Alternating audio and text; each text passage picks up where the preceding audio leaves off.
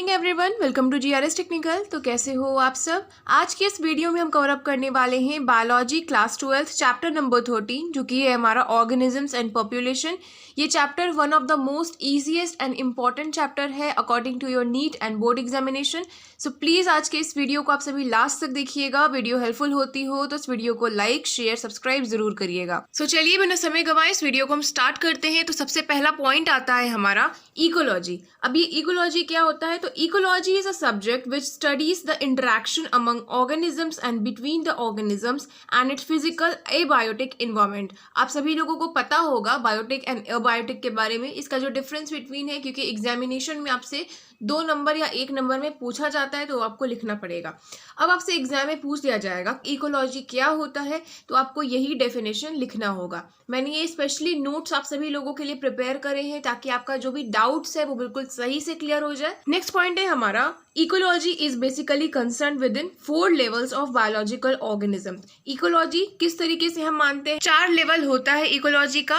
पहला होता है ऑर्गेनिजम्स, ठीक है, दूसरा होता है पॉपुलेशन, तीसरा होता है कम्युनिटीज और चौथा होता है बायोम्स।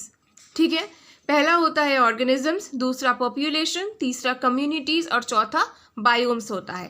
थर्ड पॉइंट है हमारा ecology at the organismic level is essential physiological ecology which tries to understand how different organisms are adapted to their environment in terms of not only survival but also reproduction।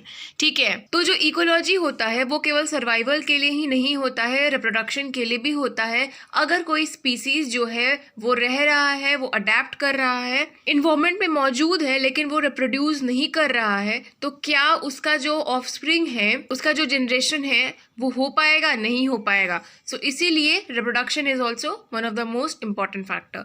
Next point है हमारा in an ecosystem the habitat includes biotic components, also pathogens, parasites, predators and competitors of the organism with which they interact constantly. Next point है हमारा over a period of time the organism had through natural selection evolve adaptation to optimise its survival and reproduction in its habitat.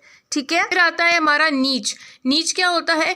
Each organisms has an invariably different range of condition that is can tolerate diversity in the resource, its utilities and a distinct functional role in ecological system, all these together comprise its niche। तो ये बहुत ही important है। चलिए अगले video में